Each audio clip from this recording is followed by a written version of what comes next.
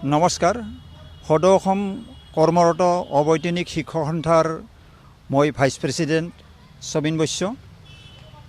আজি আমি মৰ্মাহত আৰু দুখিত হৈছোঁ এই কাৰণে যে সেই সময়ৰ শিক্ষামন্ত্ৰী বৰ্তমানৰ মুখ্যমন্ত্ৰী তেখেতে 2021 চনৰ 30 জানুৱাৰী তাৰিখে 4511 জন শিক্ষকক নিযুক্তি দিয়াৰ পিছতো আজিলৈকে 2270 জন শিক্ষকক নিযুক্তি প্ৰদান কৰিবলৈ ৰৈ গ'ল। আৰু সেই সময়ত তেওঁ নিযুক্তি প্ৰদান কৰি কৈছিল যে 45 দিনৰ ভিতৰত ৰৈ যোৱা শিক্ষকখিনিক নিযুক্তি প্ৰদান কৰিব।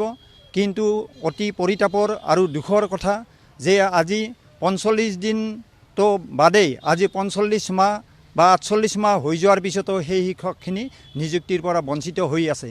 আৰু সেই কথাটো আগত ৰাখি আজি সদৌ অসম কৰ্মৰত অবৈতনিক শিক্ষক সন্থাই অহা 9 আৰু 10 জানুৱাৰী তাৰিখত 34 ঘণ্টীয়া অনশনৰ কাৰ্যসূচী সচলত ৰূপায়ণ কৰিবলৈ লৈছে। গতিকে মাননীয় শিক্ষামন্ত্ৰী মহোদয়ক আমি টানি অনুৰোধ জনাইছোঁ যে তেখেতে এই কাৰ্যসূচী লোৱাৰ আগতে যাতে আমাৰ এই শিক্ষকখিনিক মাতি এটা আলোচনাত মিলিত হৈ আমাৰ এই শিক্ষকখিনিক নিযুক্তি প্ৰদান কৰাৰ ক্ষেত্ৰত তেখেতে আমাক আমন্ত্ৰণ জনায়। আৰু তেতিয়াহ'লে আমি এই কাৰ্যসূচীটো আমি বাতিল কৰিম। গতিকে মহোদয়ক আমি টানি অনুৰোধ ৰাখিছোঁ, তেখেত এজন অসমৰ সুদক্ষ মুখ্যমন্ত্ৰী, তেখেতে নোৱাৰা কাম নকৰা কাম একো নাই, তেখেতে চব কাম কৰিব পাৰে।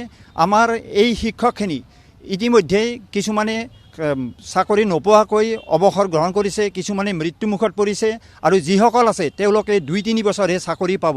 গতিকে মহোদয়ৰ ওচৰত আমি টানি অনুৰোধ জনাইছোঁ যাতে তেখেতসকলক এই শেষ মুহূৰ্তত নিযুক্তি পত্ৰ প্ৰদান কৰি তেখেতসকলৰ জীৱনটো সাৰ্থক কৰে। আৰু আপোনালৈ এটাই অনুৰোধ যে আপুনি দিয়া কথা সেই সময়ত আপুনি যি 45 দিনত দিম বুলি কৈছিল সেই কথাটো ৰাখিলে আমি নথৈ আনন্দিত হ'ম। কাৰণ আপুনি কথা দি কথা ৰখা এজন অসমৰ মুখ্যমন্ত্ৰী, য'ত নেকি আপুনি বন্ধন বেংকৰ ঋণ আপুনি ৰেহাই দিম বুলি কৈ সেইসকলক বন্ধন বেংকৰ ঋণৰ পৰা মুক্ত কৰি দিলে। আৰু আমি এই কেইজনমান শিক্ষকক আপুনি নিযুক্তি প্ৰদান কৰি আমাৰ পৰিয়ালক মুক্ত কৰিব বুলি আশা ৰাখিছোঁ।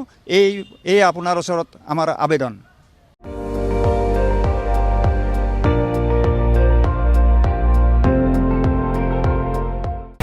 আপুনি চাই আছে ND24, সৰ্বশ্ৰেষ্ঠ নহয় সৰ্বোত্তমৰ দৌৰত।